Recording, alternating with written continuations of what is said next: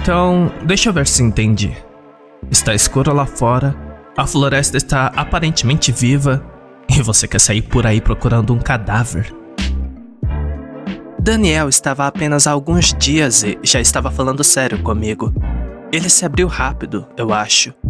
Lancei-lhe um olhar com expressão fria enquanto me sentava no chão e amarrava a primeira de minhas botas. Se esses dedos forem a única parte dela desconectada do resto, pode não haver um cadáver. Ela ainda pode estar viva. Depois da última vez que me sentei para escrever meus pensamentos e experiências, acabei olhando para todas as ligações que recebi nos últimos dias. Eu não estava procurando as gravações, mas sim os números, algo que raramente prestava atenção. Meu coração afundou quando vi que a minha suspeita, infelizmente, estava correta. O número do nosso telefone comercial registrou o número de celular que listei para Jenny, uma amiga de faculdade com quem me formei um ano antes, embora houvesse uma surpresa que eu não esperava. Jennifer não ligou para a estação apenas uma vez. Ela ligou 2 vezes.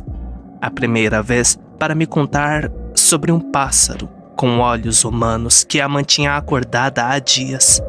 Na segunda vez, ouvi uma mulher chorando e implorando ao telefone. Essa mulher era ela. Talvez seja verdade quando dizem que a voz ao telefone nunca é igual como ouvir pessoalmente. Eu vou junto com você. Dan estava se virando na cadeira pronto para se levantar quando lancei a ele um olhar incrédulo. Não, você não vai. Achei que parecia exigente, mas ele não me ouviu nem por um momento. Ele já estava de pé, inclinando-se sobre o console e mexendo na programação musical. Não podemos deixar a estação completamente vazia. A quem vamos pedir que assuma por nós? Aquele pássaro esquisito? O fantasma do banheiro? Me desculpe, mas não é fantasma do banheiro, e sim o fantasma da pia. Além disso, eu tenho uma ideia. Ele não estava blefando. Sua ideia parecia boba e impossível no começo, mas quanto mais eu refletia sobre isso naqueles momentos, mais eu percebia que funcionaria. Ele me disse que deveríamos gravar todo o nosso conteúdo para a noite.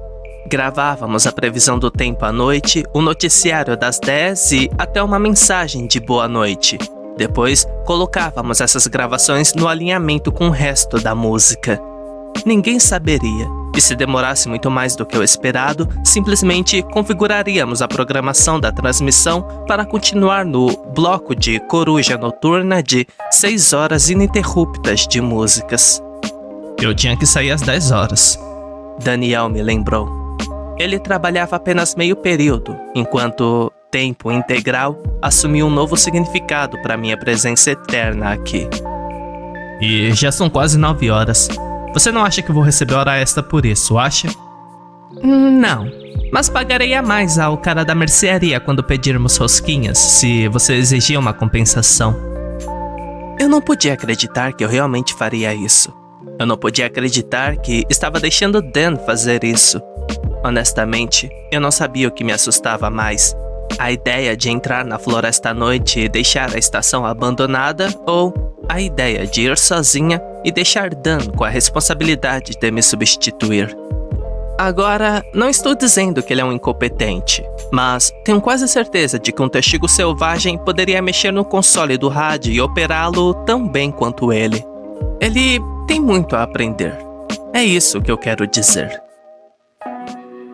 Colocamos nosso plano em ação, gravando todos os segmentos um após o outro e fazendo uma longa lista de reprodução automática, incluindo esses arquivos.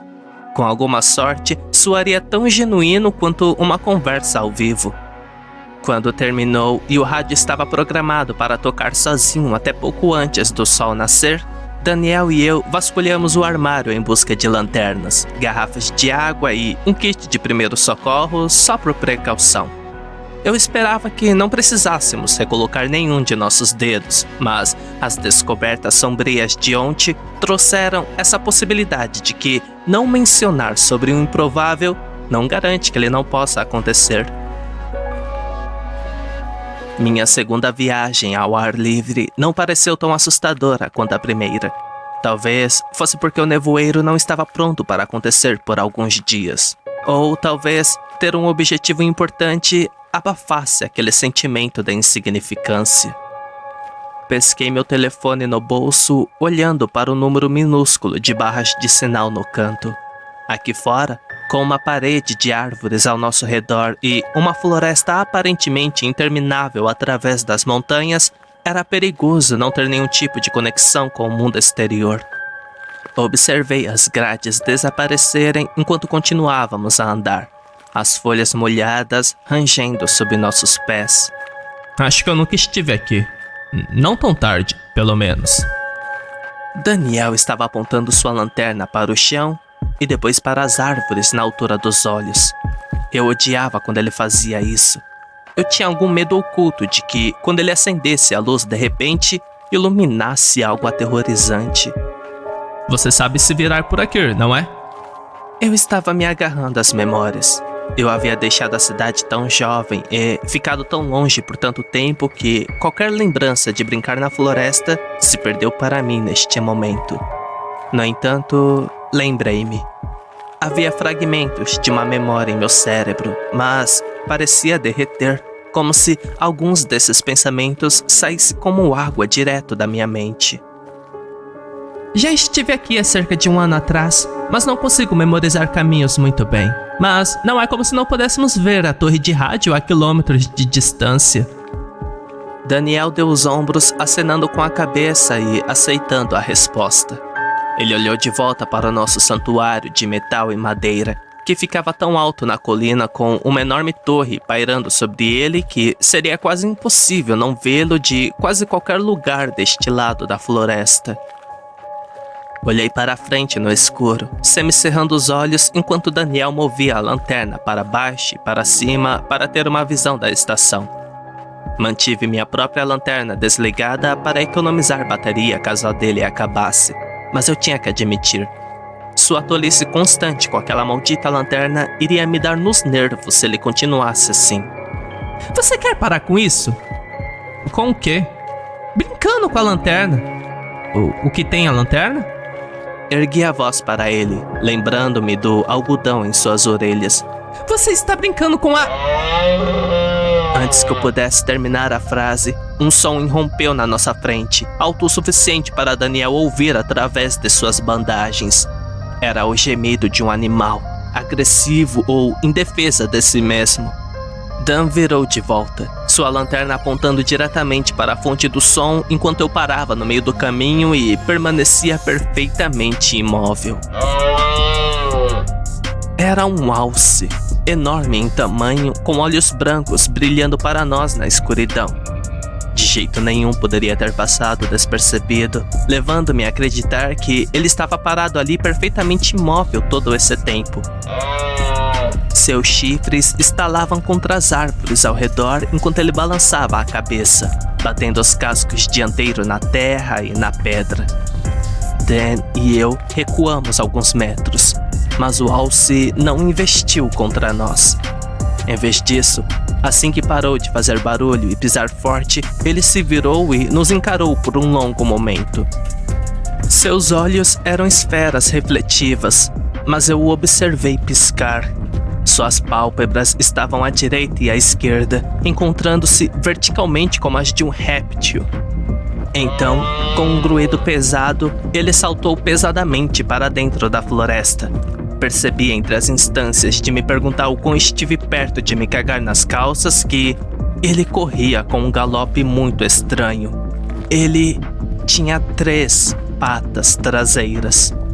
Era um alce seriamente fodido. Será que existe alguma coisa por aqui que não parece uma abominação absoluta? Daniel perguntou em um sussurro rouco, sua lanterna digitalizando lentamente em busca de qualquer outra coisa que pudesse estar escondida nas árvores e arbustos crescidos. Não havia nada, nem mesmo um som. Depois de alguns movimentos de hesitação, estávamos em movimento novamente, embora eu decidisse que gritar não era a melhor decisão a tomar. Eu estava olhando para meu telefone, observando as barras de sinal no canto esquerdo.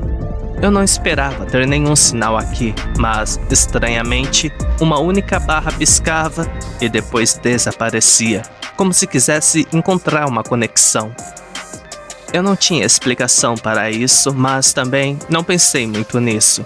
De todas as coisas estranhas que eu já tinha visto aqui, um sinal de celular na floresta era a menor das minhas curiosidades. Mas se eu conseguisse apenas mais uma barra, talvez pudesse tentar fazer uma ligação. Como você conhece ela? Daniel quebrou o silêncio depois que tivemos certeza de que não havia mais alces gigantes e mutantes andando por aí. Quero dizer, essa garota desaparecida. Você parece determinado a encontrá-la. Ela era minha melhor amiga na faculdade. Tínhamos um dormitório juntas. Nos formamos juntas. Nós, moramos juntas por um tempo. Ela foi generosa quando precisei de um lugar para ficar. E agora você mora numa estação de rádio? Voltei meus olhos para o meu telefone, encolhendo os ombros. Agi indiferente, como se não desse a mínima. Na verdade, eu dei uma quantidade considerável de merdas. Ela não me queria mais lá. Eu podia sentir a pergunta no ar. Eu não precisava olhar para Daniel para saber o que ele estava pensando. O quanto ele queria perguntar por que uma melhor amiga generosa chutaria alguém para fora de casa. Felizmente, antes que ele pudesse ter a chance de falar e antes que eu precisasse pensar em uma nova conversa, eu vi 2 barras no meu telefone, ganhando vida e desafiando todas as probabilidades contra esta montanha selvagem e inabitável. Eu levantei meu telefone em vitória, parando exatamente onde estava, com medo de perder o sinal. Isso, conseguimos! Aqui tem sinal! Daniel me deu um olhar confuso antes que eu tivesse a chance de explicar. Eu estava digitando no meu telefone, encontrando o número de telefone de Jennifer entre uma lista minúscula de contatos. Estou ligando para ela. Se ela estiver por perto, pode nos ajudar a encontrá-la, desde que ela tenha sinal e bateria. Claro, supondo que ela esteja com o telefone dela. Daniel estava obviamente cético, porque uma mulher sonâmbula, presumivelmente saindo de sua cama na madrugada, pegaria seu telefone. Mas eu tinha uma teoria de que Jennifer não era sonâmbula. Algo a estava atraindo até aqui. Eu apenas tive esse pressentimento. Eu não respondi, sussurrando um rouco "shh", quando o telefone começou a chamar em meu ouvido. Chamou uma vez, depois 2, então, em ambos meus ouvidos. Seu tom, uma seleção básica de biblioteca de sons, era distante, mas audível em meu único ouvido exposto. Baixei meu próprio dispositivo, ouvindo um eco do som mais longe nas árvores. Fraco, mas lá.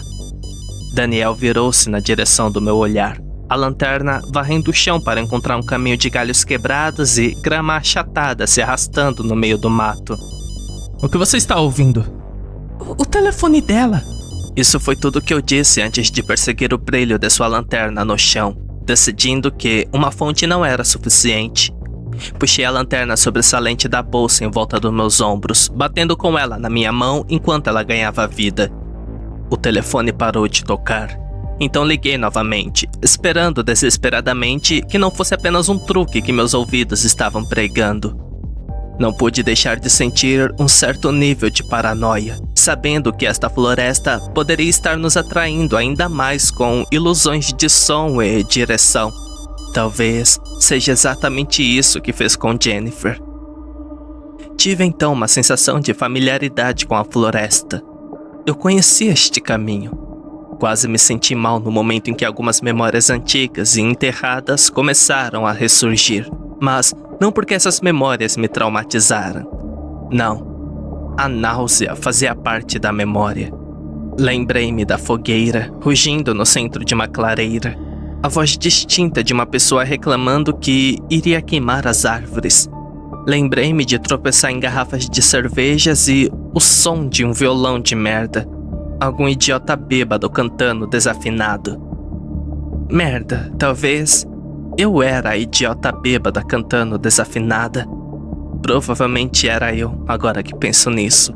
Eu podia ouvir a voz de Jennifer, misturada com o crepitar do fogo e a música terrível. Evelyn, por favor, pare. Você já teve o suficiente. Não grite comigo. Ai, você é uma idiota. E parando para imaginar, aquela festa de formatura foi a última vez que eu vi este lugar até agora. Droga, por que eu voltei? Oh, Cristo!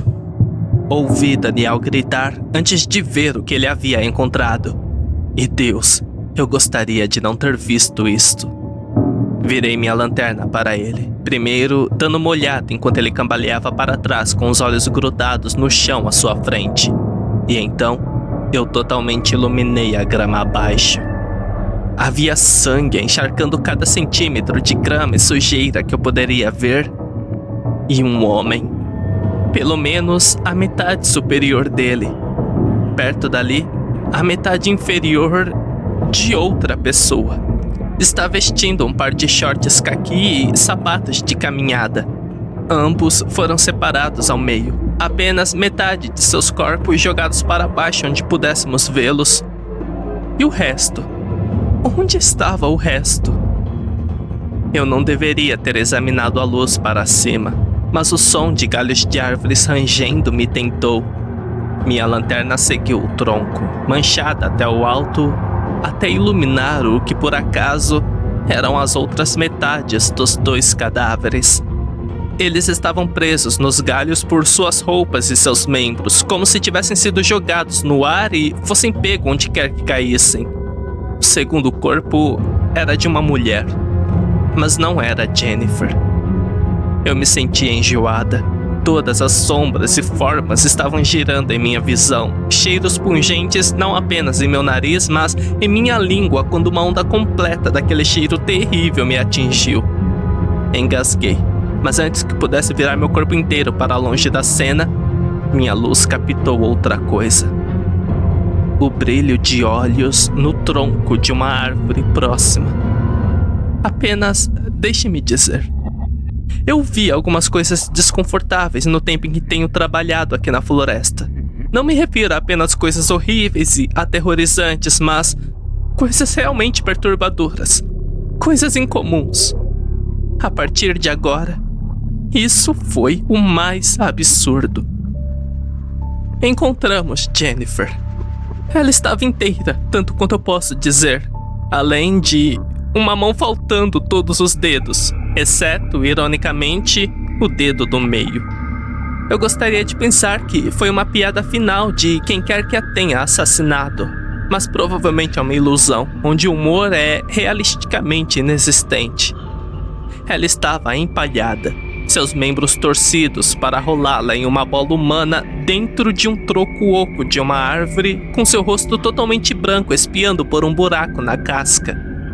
Os olhos estavam arregalados e olhando para frente, fazendo aparecer uma espécie de coruja pálida e assustada.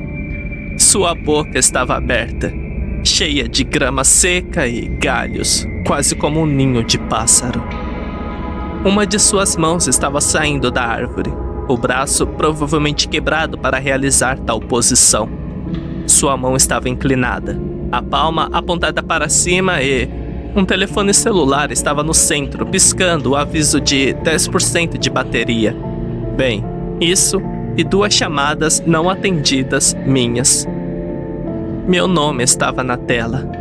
Evelyn, seguido de um emoji alienígena.